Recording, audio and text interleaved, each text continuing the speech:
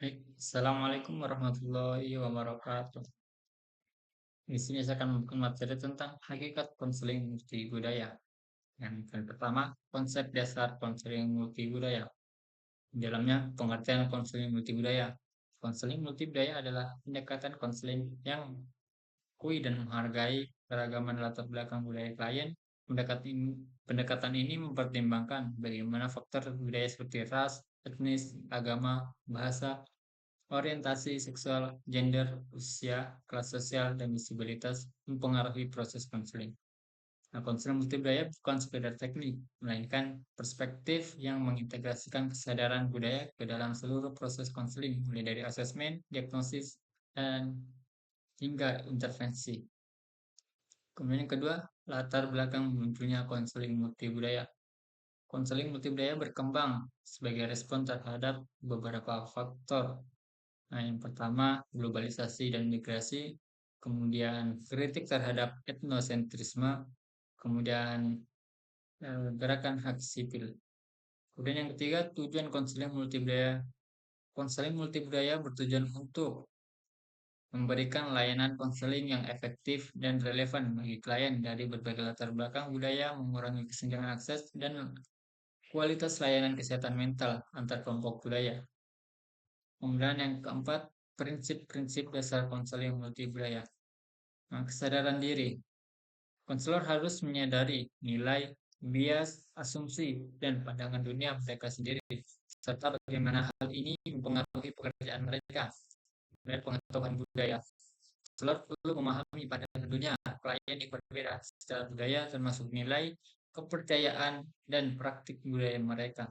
Keterampilan yang sesuai. Nah, konselor harus mampu menggunakan strategi dan intervensi yang sesuai dengan konteks budaya klien. Kemudian fleksibilitas pendekatan. Nah, tidak ada satu pendekatan yang cocok untuk semua budaya. Konselor harus adaptif dan responsif terhadap keunikan setiap klien. Kemudian advokasi dan keadilan sosial. Konselor multibudaya berperan tidak hanya sebagai pembantu individual, tapi juga sebagai agen perubahan sosial yang menantang ketidakadilan sistematik. Nah, kemudian poin kedua, konsep budaya dan kebudayaan. Yang pertama, pengertian budaya. Nah, budaya adalah sistem makna, nilai, kepercayaan, norma, simbol, dan praktik yang dimiliki bersama oleh sekelompok orang yang diwariskan dari generasi ke generasi. Budaya membentuk cara individu memandang dunia, berinteraksi dengan orang lain, dan memaknai pengalaman hidup mereka. Kemudian karakteristik budaya. Nah, dipelajari. Nah, budaya bukan bawaan biologis, melainkan diperoleh melalui proses sosialisasi dan pembelajaran sepanjang hidup. Kemudian dinamis. Nah, budaya terus berkembang dan berubah seiring waktu sebagai respon terhadap faktor internal dan eksternal. Kemudian simbolik. Budaya menggunakan simbol yang di dalamnya adalah bahasa, ritual, objek, untuk mengkomunikasikan makna, kemudian terintegrasi. Elemen-elemen budaya saling terkait dan membentuk sistem yang koheren dan beragam. Dalam satu kelompok budaya terdapat variasi individual yang signifikan atau intrakultur. Kemudian yang kedua, dimensi-dimensi budaya. Yang pertama itu dimensi visible atau terlihat, meliputi bahasa, pakaian, makna, ritual, arsitektur, dan perilaku yang dapat diamati secara langsung. Dan yang kedua, dimensi invisible, tidak terlihat, itu mencakup nilai-nilai inti, kepercayaan, asumsi, pandangan dunia, sikap terhadap waktu, ruang, kekuasaan, dan hubungan interpersonal yang lebih sulit diamati, tetapi sangat mempengaruhi perilaku. Kemudian yang ketiga, poin ketiga, perbedaan budaya individualistik dan kolektivistik. Budaya individualistik, misalnya Amerika Serikat dan Eropa Barat, yang dimana mereka menekankan kemandirian, otonomi, dan pencapaian pribadi. Identitas diri terpisah dari kelompok, unitas langsung dan eksplisit, hak individu diutamakan. Dan budaya relativistik, misalnya Indonesia, Jepang, banyak negara Asia, dan sebagian Afrika. Ya, mereka ini menekankan harmoni kelompok, saling ketergantungan, dan tanggung jawab sosial. Identitas diri terkait erat dengan keluarga dan kelompok, komunikasi tidak langsung dan intelektual dengan kelompok paling mereka utamakan. Kemudian poin keempat, identitas budaya dan akulturasi. Yang pertama, identitas budaya, yaitu kesadaran dan afiliasi individu terhadap kelompok budaya tertentu. Identitas budaya bersifat multidimensional dan dapat mencakup beberapa aspek seperti etnis, agama, gender, dan kelas sosial. Kemudian kulturasi, adaptasi psikologi dan perilaku yang terjadi ketika individu dari satu budaya berinteraksi secara berkelanjutan dengan budaya lain. Model akulturasi meliputi yang pertama integrasi, yang kedua asimilasi, dan yang ketiga separasi atau mempertahankan budaya asal dan menolak budaya baru. Kemudian marginalisasi untuk kehilangan koneksi dengan kedua budaya. Kemudian poin kelima, stereotip, prasangka, dan diskriminasi. Nah, stereotip generalisasi atau keyakinan yang terlalu disederhanakan tentang kelompok budaya tertentu. Kemudian prasangka. Nah, prasangka ini sikap negatif yang tidak berdasar terhadap anggota kelompok budaya tertentu. Kemudian diskriminasi atau perilaku yang tidak adil atau perlakuan berbeda terhadap individu berdasarkan keanggotaan kelompok budaya mereka.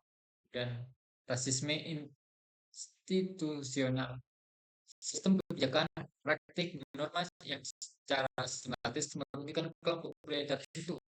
Konselor multibudaya harus menyadari dan menentang stereotip, prasangka, serta diskriminasi, baik dalam diri mereka sendiri maupun dalam sistem yang lebih luas.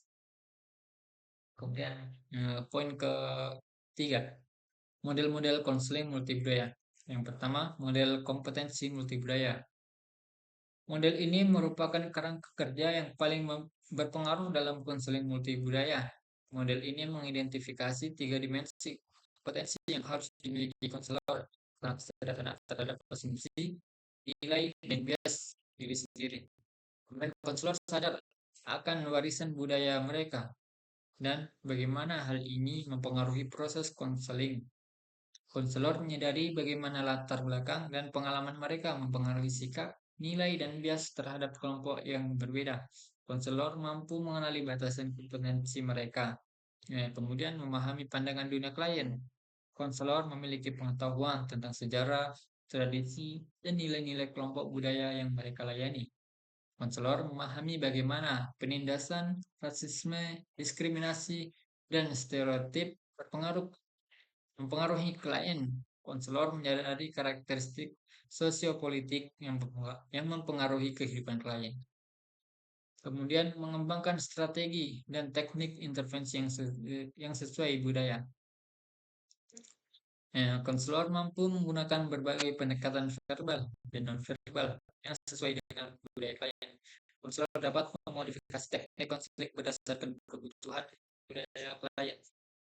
Dan konselor mampu berperan sebagai advokat untuk mengatasi hambatan institusional. Yang kedua, model proses konseling multibudaya atau Pedersen. Paul Pedersen mengembangkan model yang menekankan pentingnya memahami konteks budaya dalam setiap tahap proses konseling. Dalam tahap persiapan, konselor mempersiapkan diri dengan mempelajari budaya klien, merefleksikan bias mereka sendiri, dan menciptakan lingkungan yang ramah budaya.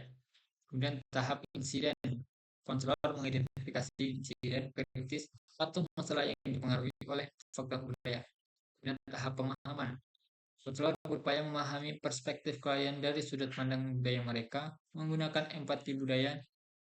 Kemudian tahap intervensi, konselor menerapkan strategi yang sesuai secara budaya untuk mengatasi masalah klien. Tahap evaluasi. Konselor mengevaluasi efektivitas intervensi dengan mempertimbangkan kriteria sukses dan relevan secara budaya.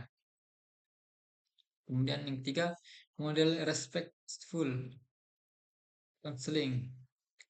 Model ini menggunakan akronim respectful untuk mengidentifikasi 10 faktor budaya yang harus dipertimbangkan konselor, yaitu yang pertama, religius atau spiritual identity atau identitas agama dan spiritual. Yang kedua, economic class background atau latar belakang kelas ekonomi. Kemudian yang ketiga, sexual identity atau identitas seksual dan psychological maturity atau kematangan psikologis.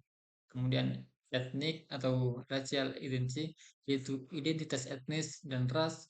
Kemudian chronological atau developmental challenge atau tantangan perkembangan sesuai usia. Kemudian threats to well-being yaitu ancaman terhadap kesejahteraan atau trauma kekerasan. Kemudian family background atau latar belakang keluarga. Kemudian unique physical karakteristik atau karakteristik fisik unik. Karakteristik fisik unik. Kemudian location of residence atau lokasi tempat tinggal. Nah, mungkin itu saja yang bisa saya sampaikan. Bila ada kurangnya mohon dimaafkan. Sekian dari saya. Assalamualaikum warahmatullahi wabarakatuh.